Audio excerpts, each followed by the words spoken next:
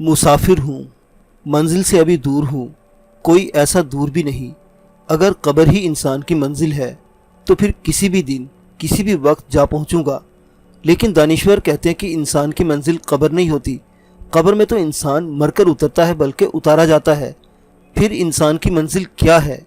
मेरी मंजिल क्या है? कहाँ है मेरी मंजिल? अस्सलाम वालेकुम दोस्तों, प्लान बी की जासूस सीरीज़ में खुश आमदीद।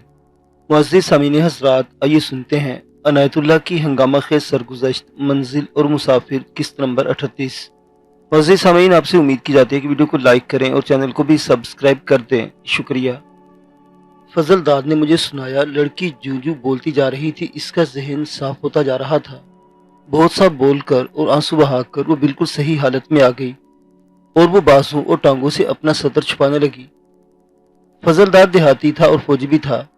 मैंने इस दास्तान में पीछे सुनाया है कि इस वक्त के फौजियों की अखलाकी हालत कितनी पस्त हुआ करती थी।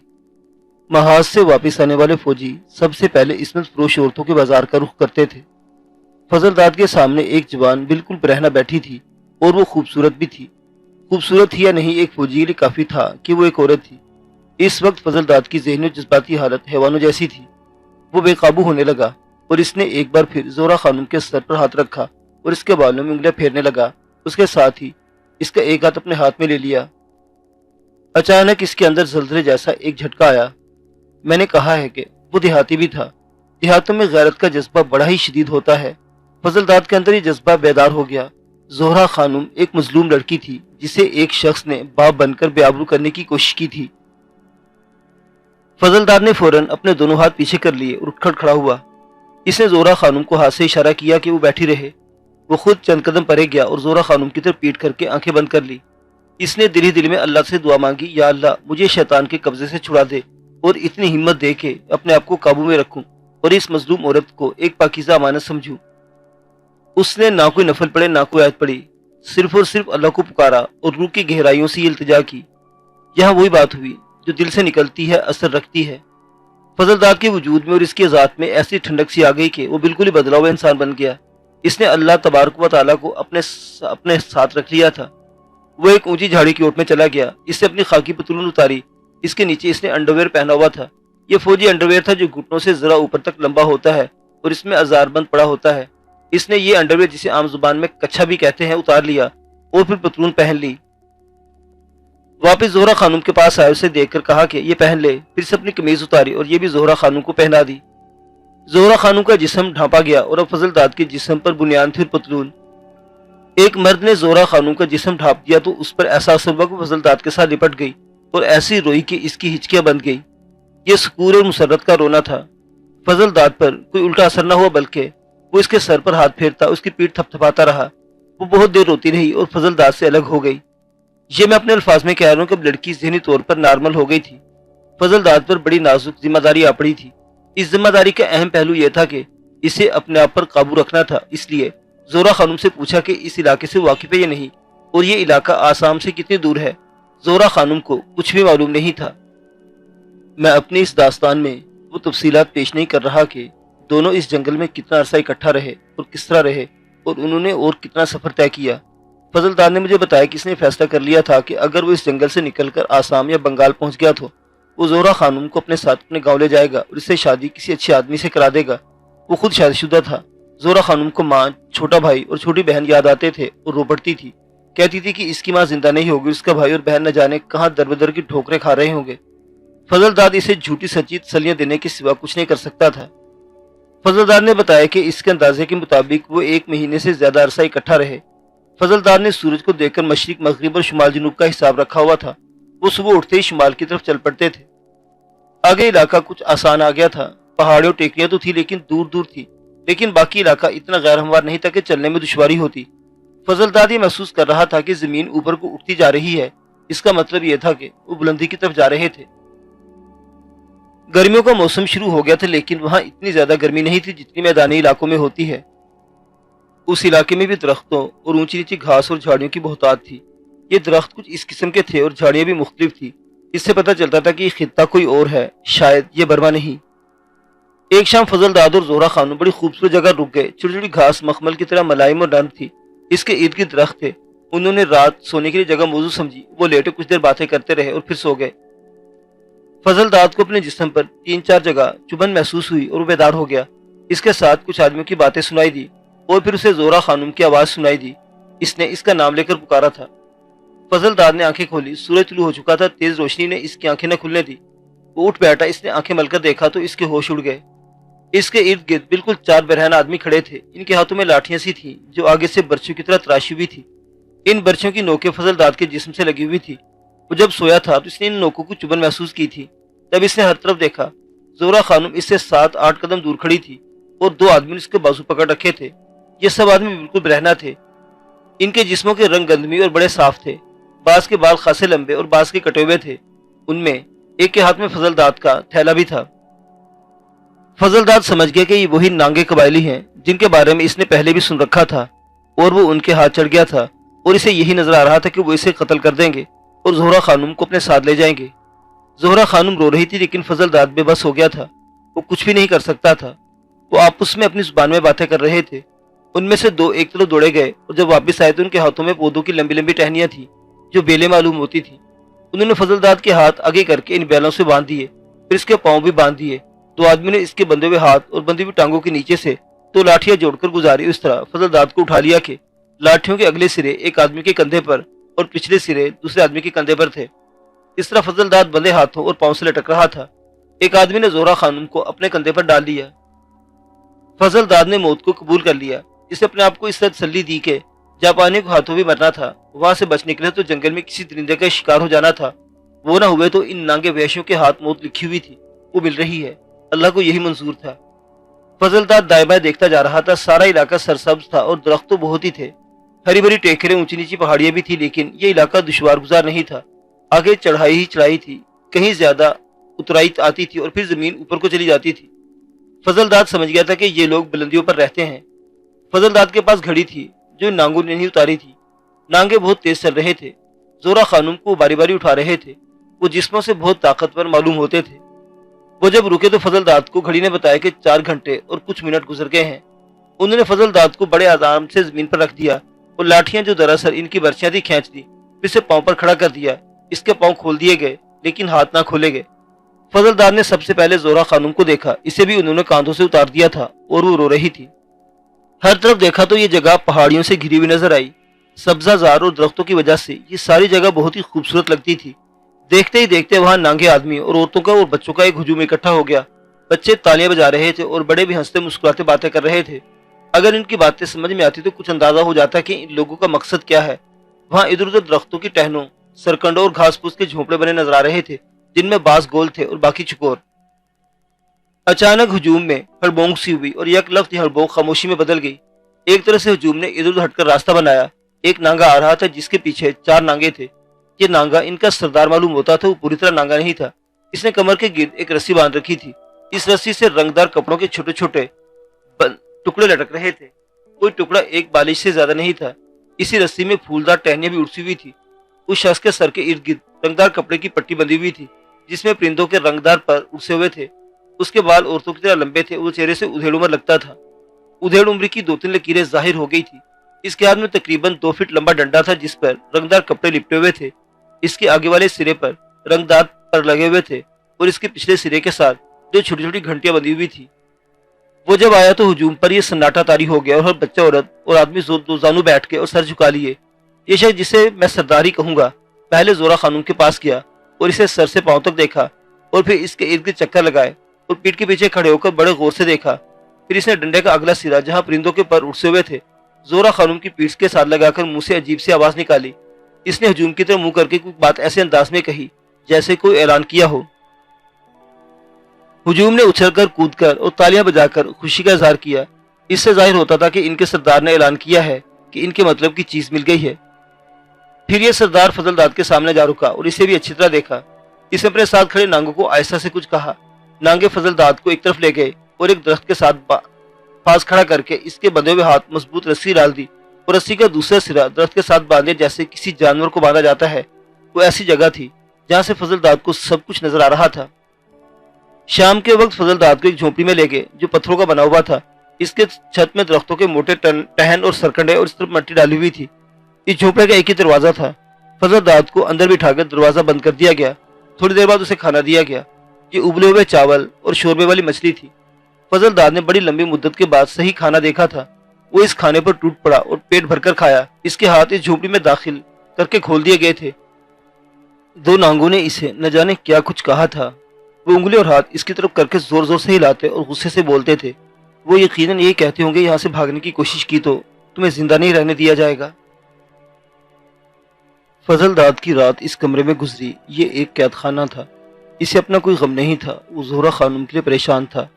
वो ऐसी तवक्को रख नहीं सकता था कि ये नांगे वहशी इस खूबसूरत औरत के साथ कोई अच्छा सलूक करेंगे, लेकिन वो इस औरत की कोई मदद नहीं कर सकता था।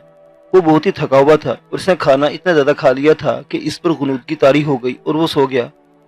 अगले रोज दो नांगे इसके पास आए और उसे खाने के लिए कुछ दिया। वो समझ न सका कि ये क्या है। इसने इशारों से इन नांगों से पूछा कि इसके साथ क्या सलूक किया जाएगा। नांगों ने इसके इशारे समझ लिए। उनमें से एक ने अपनी गर्दन पर यूं हाथ का इशारा किया, जिसका मतलब था तुम्हारी गर्दन काट दी जाएगी। अगर वो इनकी जुबान समझता तो इनसे कहता कि गर्दन बहुत जल्दी काट दो ताकि मैं इस दुनिया के जहन्नुम से आजाद हो जाऊं। दोनों नांगे वहां से निकल गए और दरवाजा बंद करने लगे। फजलदार ने सोचना शुरू कर दिया कि मरना तो है, लेकिन वो बुज़दिलों की तरह नहीं मरेगा या बकरे की तरह अपनी गर्दन नहीं कटवा लेगा, बल्कि एक दफा यहाँ से फरार होने की कोशिश जरूर करेगा और ये कोशिश भी करेगा कि जोहरा खानूम को अपने साथ ले जाए। हवालदार फजलदाद इन नांगों के चंगुल में फंस गया था। इन नांगों के मुतालिक कुछ जरूरी बातें पहले ही बता दूं तो मेरा ख्याल अच्छा रहेगा। इन नांगों में पुरानी तारीख तो नहीं जानता और शायद इनकी कोई तारीख है भी नहीं। जंग अजीम के फौरन बाद ये कबाइल तारीख में नुमाया तौर पर उभर कर आ गए। अब ये नांगे नहीं बल्कि नागा कबाइल कहलाते थे। इनकी अपनी सियासी क़यादत है और ये क़यादत इतनी मुखलस और दयानतदार है कि इसने आदमखोर नांगों को एक बाइज्जत कौम बना दिया है। अगर क़यादत मुखलिस और दयानतदार हो और इसके दिल में अपने लोगों की मोहब्बत हो तो मोज़े रूनमा हो सकते हैं। इसकी एक मिसाल पाकिस्तान है। बर्रे सगीर के मुसलमान खुसूसन पाकिस्तान में आने वाले सूबों के मुसलमान पसमानदा थे, बेमाया थे और तालीम से भी बेबहरा थे। इनकी अक्सरियत मजदूर और किसान थी। क़यादत मिली तो इसी कौम ने एक अलग मुमलिकत बना ली। जंग अजीम के थोड़ा ही अरसा बाद अखबारों में दो कबाइल के नाम आने लगे, एक नागा और दूसरे मीजू। इन कबाइल का इलाका आसाम के मशरिक और शुमाल मशरिक में है। इससे आगे बर्मा शुरू हो जाता है। नागा और मीजू कबाइल का इलाका हिंदुस्तान में आता है, यानी वहाँ हिंदुस्तान की हुकूमत है। नागा कबाइल तो बिल्कुल ही वहशी और आदमखोर थे। इंसानी खोपड़ी इनके कल्चर और अकीदे का लाजमी हिस्सा था। ये लोग मदरजात नंगे रहते थे, कुछ पहाड़ों के दामन में रहते और बाकी पहाड़ों की ढलवानों और बुलंदियों पर रहते। ये वही नांगे थे जिनके हाथ फजल दाद और जोहरा खानूम चढ़ गए थे। मीजू कबाइल इनसे बेहतर थे।